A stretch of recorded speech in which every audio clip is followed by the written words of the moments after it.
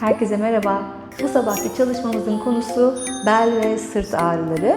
Buna sebep olan şeylerin güçsüzlük ve esneklik eksikliğinin olduğu yerler üzerine bir çalışma yapacağız. Hazırsan haydi matının başına gel. Pratiğe yüzüstü başlıyoruz. Matının üzerine uzan. Ellerini kenetle ve alnını ellerinin üzerine bırak. Kalçalarını sağa sola sallamaya başla. Yumuşak ve derin nefesler al. Bel bölgesi bu minik salınımlarla gevşemeye başlasın. Eğer zaten ağrılı bir dönemdeyse oradaki kaslar çok sıkışmış oluyor. Yumuşak uzun nefesler almaya devam et. Beden kendisini güvende hissettikçe o sıkışan bölgeler rahatlamaya başlayacak. Kendini pışpışladığını hayal et. Güzel. Şimdi kollarını ikiye aç ve alnını yere bırak. Avuç içlerin yere bakıyor. Şimdi dirseklerini bük, 90 dereceyi bul. El parmak uçların karşıya baktı.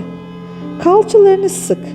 Ayaklarının bütün tırnaklarını 10 tırnağı da yere bas. Ayakları kaldırma ve parmaklarını takma. Sırtını sıkarak omuzlarını geri çek. Alnın yerde kalmaya devam etsin. Sadece verdiğin nefesle kollarını kaldır. Omuzlarını, dirseklerini ve ellerini aynı hizada tutmaya çalış. El parmaklarını aç, nefes al. Verdiğin nefesle yere bakmaya devam ederken başını kaldır. Yere bakıyorum. Boynumu hiç kasmadım. Burada titreyebilirsin. İlk defa yapıyorsan zor gelebilir. Sorun değil. Bırak, nefes ver, rahatla. Her şeyi gevşet. Yumuşak nefes al. Ağzından boşalt. Tekrar. Sık kalçaları, bas ayak tırnaklarını yere, omuzları geri al. Kolları kaldır sadece. Alnı kaldır, yere bak. Sık sık biraz daha yüksel. Nefes ver, bırak. Gevşet her şeyi. Bıraktığın zaman bırak ki sıkacağın zamana tekrar enerji ve rahatlama dengelenmiş olsun. Son defa sık kalçaları, kaldır kolları. Çek omuzları geriye. Yüzünü de kaldır. Nefes al. Biraz daha yüksel. Ve bırak her şeyi. Güzel. Şimdi kollarını ikiye aç tekrar. T şekline geldi beden. Sol elin parmak uçlarını omzunun altında mata getir. Kendini iterek sağ kalçanın üzerine yerleş. Sol dizini bük ve sol ayak parmak ucunu şu şekilde geriye doğru salınım yapmaya başla. Aslında bu sağ omuzu esneten bir çalışma gibi gözükse de şu anda bel bölgesinde de çok rahatlatıcı bir efekt oluşuyor. Ayak parmağımı yere değdirip kaldırıyorum. Gelmiyorsa havada gelebildiğin yere kadar gelsin. Devam et. Ve mata geri dön. Aç kolları, nefes al. Sağ elin parmak uçlarını omzunun altına getir. Kendini iterek sol kalçaya yerleş. Sağ dizini bükerek yukarı aç ve sağ ayak parmak ucu yere doğru yaylanma yapıyor. Önce yukarıda kalıyor. Birkaç tur sonra belki yere doğru gelebilir. Devam et bu çalışmaya. Özellikle belinin yanlarında sıkışmış olan yerler için. Omuzların da açılıyor bu arada fırsattan istifade. Hadi son 2. Güzel. Döndüm matın önüne. Ellerimi tekrar alnımın altına getirdim. Nefes aldım. Ve boşaltıyorum. İki ayağımın da yüzü yerde şu anda, tırnakları yerde. Sol ayağımın parmağını taktım. Dizimi yerden kaldırarak bacağımı güçlendirdim. Üst bacağı sıkıyorum. Kalçayı da sıktım. Nefes aldım.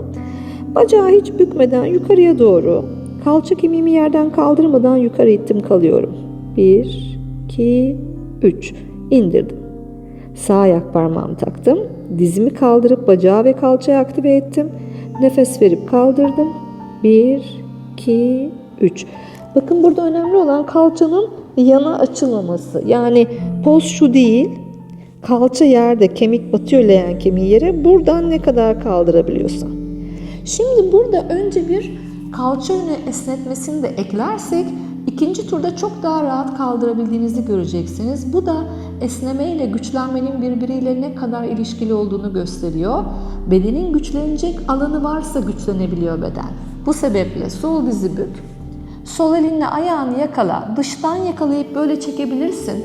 İyi hissediyorsan Pratiğinde varsa baş parmak ve bütün parmaklar karşıya bakarken topuğu kalçaya bas. Burada şöyle bir çökme yaşanıyor genelde. Bu olmasın. Olabiliyorsa elin, dirseğin karşıya bakıyor.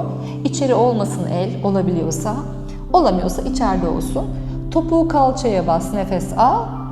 Bakın şu çöktüğüm yer değil. Kalça topuğa, omuzu da ittim, nefes alıyorum.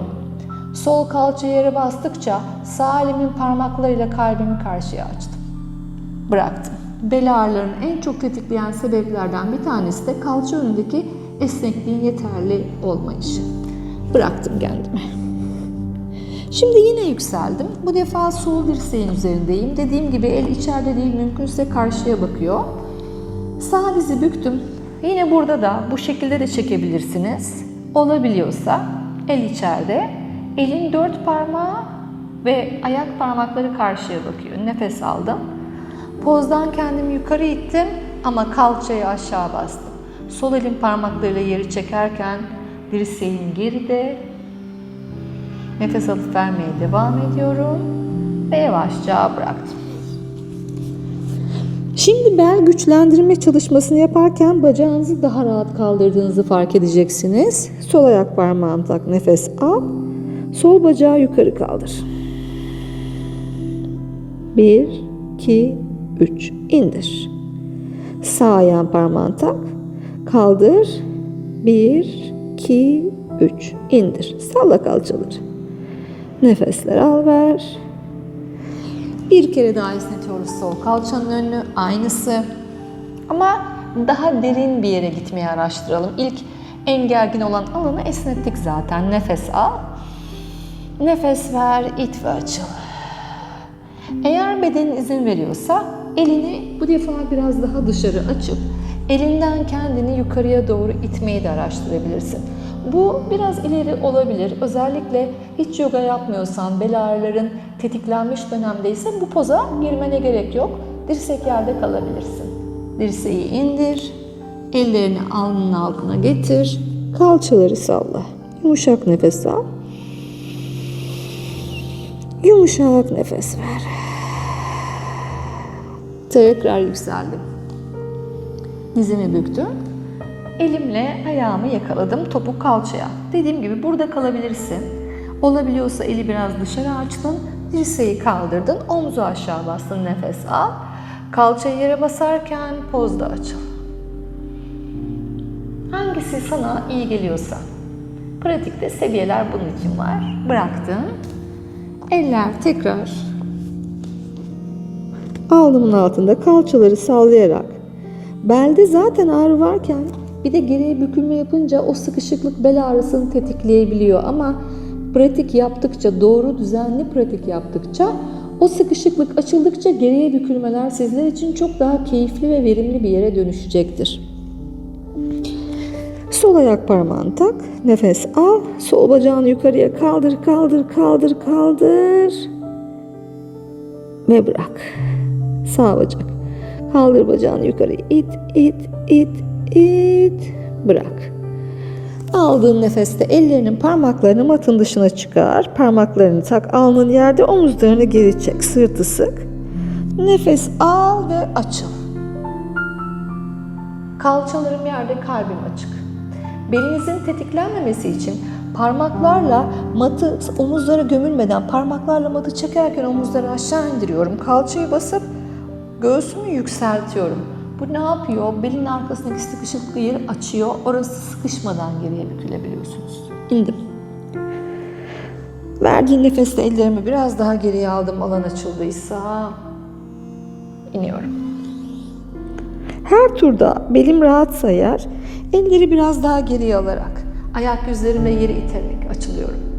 Yavaş yavaş kobraya doğru gidiyorum. Açık kobra pozundan yükseldim. İniyorum. Ellerimi alnımın altına koyup kalçalarımı sallıyorum.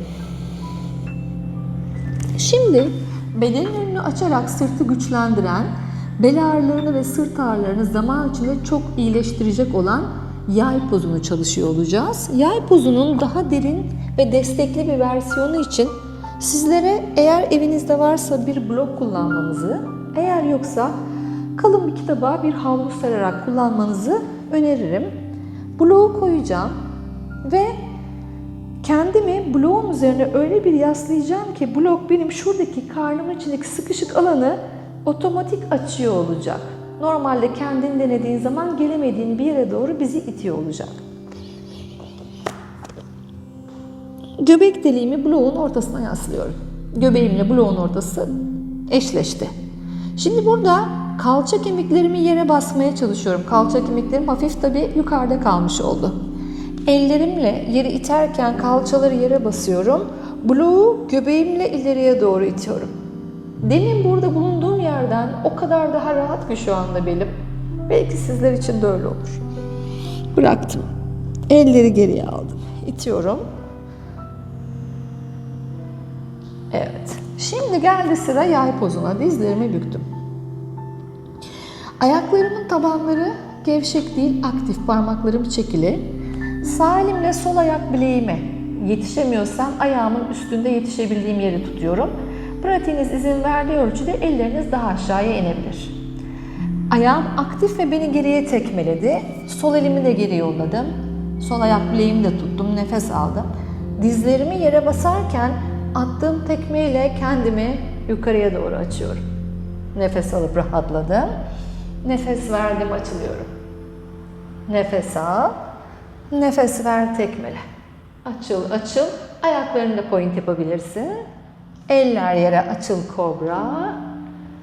Çek dizlerini matın ortasına doğru. Bloğunu çıkar. Nefes al. Dizlerini aç mat genişliğinde. Verdiğin nefesle kollar ileriye, parmak uçlarını tak. Ve göğsünü yavaşça yere basarken kalçalarını geriye doğru it. Avuç içlerini de yere indir. Yumuşak nefes al. İt kalçaları. Al. Ve it. Al. Nefes dolarken kuyruk sokumu itiyorum geriye. Kol altlarımı daha çok yere bastım. El parmak uçlarıma yükseliyorum. Dirseklerim yukarı kalktı. Alnım yerden kalktı ama yere bakıyorum. Omuzlarım geride, nefes doldurdum. Elleri matın sağ dış tarafına çıkarıyorum. Kollarımın arası paralel. Sol kalçayı geri çekerken bedenin sol tarafını esnetiyorum ve göğsümü yere doğru basıyorum. Sol koltuk altımı da yere basıyorum. Nefes alıp yükseldim. Yer açıldıysa esneme anlamında elleri daha sağa alacağım. Açılmadıysa aynı yere bir kere daha esneyin. Sol kalçayı geri çekerken bedenin solunu esnet. Al yukarı gel. Eller biraz daha sağ. Esne iyice. Ve gel matına geri dön. Yan bedenlerdeki sıkışıklık da bel ağrısını çok tetikliyor. Eller sola çıktı, nefes aldım. Verdiğim nefesle sağ kalçayı geri çekerek esnetiyorum bedenimi yere doğru. Eller biraz daha sola geldi. Sağ kalça geriye, sağ koltuk altı yere esnet bedenin yanına. Ve eller son turda en derin olabildiğin yere geldi. Ve tekrar esne. Mata geri dön. Ve çocuk duruşunun deminkine göre ne kadar rahatladığını fark et. Yumuşak nefesler al ver. Ve yavaşça yukarıya doğru it kendini. Bacaklarını ileriye doğru al. Sırt üstü gel yavaşça. Sağ dizini göğsüne çek, sol bacağını yere bırak, nefes al. Ayak parmakların sana doğru çekiliyor, sol üst bacak sıkılı. Sağ dizi göğse çekerek nefes ver. Sol ayak topuyla ileriyi tekmeliyorum, sağ dizi daha çok göğse çekiyorum. Bacağımın arkasında ellerimi kenetledim, ayak topuğu yukarıya, tavanı itiyorum. Sol elimle sağ ayağımın dışını, olamıyorsa bacağımın dışını tutarak sağ elimin baş parmağını kalça kırışıma sokup ileriye ittim ya da dört parmağını. Kalçayı ileri iterken bacağı hafif sola doğru çekiyorum. Bakın bacağı tam yere yatırıp kalçamı döndürmedim. Kalçam halen olduğu pozisyonda. İyice itiyorum kalçayı ileriye.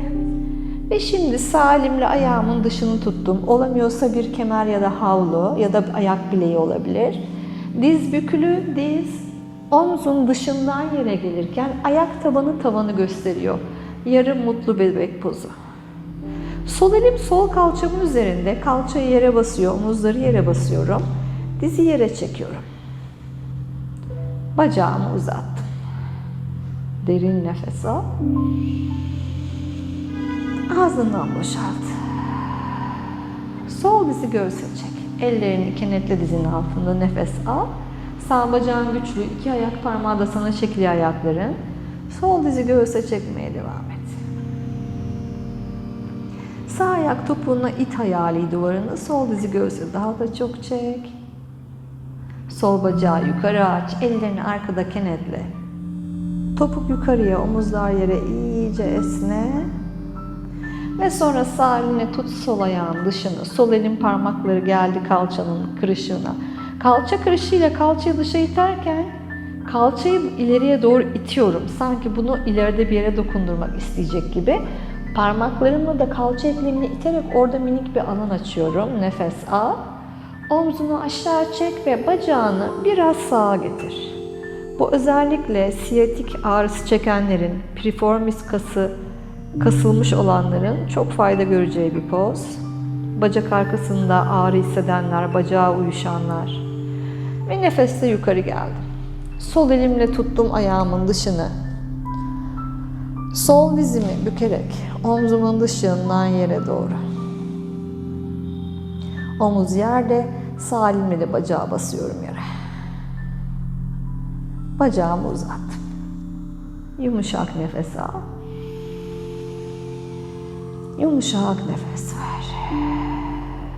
Şimdi yine bel ağrılarına birebir olan bir poz. Demin yarım yarım çalıştığımız mutlu bebek pozunun tam versiyonu. Mutlu bebek pozunda bacakları yukarıya kaldır. Ayır. Dizleri bükerek ayak tabanların tavanı görüyor. Bakın şu değil. Ayak tabanlarıyla sanki tavanı ittiğinizi hayal edin. Ellerinizle ayak bileklerinizi tutun. Dirseklerinizi bacaklarınızın içine alın. Ve dirseklerle bacaklarınızı iterken kuyruk sokumunuzu ileriye ve yere, önce yere basıyorum, sonra ileriye uzatıyorum. Baktınız ki burada rahatsınız, yer var, o zaman ellerinizle ayaklarınızın dışını tutun. Omuzlar yukarıda kasılı kalıyorsa başınızın altında bir battaniye alabilir ya da omuzları yere basabilirsiniz. Bacak arası kapanmasın, nefes al. Kuyruk sokumunu yere ve karşıya it. Bu belin altına en çok uzatan pozlardan biri. Nefes al. Nefes ver. Çek bacakları yere doğru. Kuyruk sokumunu ileriye, omuzları yere. Şimdi de biraz masaj yapalım kendimize. Omurganın iki yanında bel bölgesinde kalçada sıkışan kasları kendi beden ağırlığımızla ve yerin sert zeminiyle eşleştirdik. Ayak tabanlarını birleştir. Ayak topuklarını kalçana doğru çek ve dizlerini iki yana doğru açarak ellerini karnına yerleştir, gözlerini kapat, yumuşak nefes al,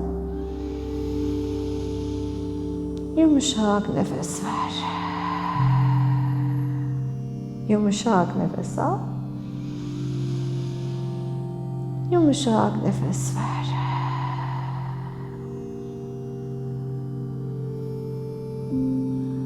Dizlerini üst üste koyarak yana doğru uzat kolunu. Elinden destek alarak yukarı gel. Pratiği bitirmek için dilerseniz dizlerimizi kelebek şeklinde bıraktığımız sırt üstü uzandığımız bölümü kendiniz istediğiniz kadar uzatabilirsiniz. Bugünkü pratikte bana katıldığınız için çok teşekkür ediyorum. Dilerim sizlere de bana olduğu gibi şifalı olmuştur. Sonraki pratiklerde görüşmek üzere. Kendinize çok iyi bakın diyorum.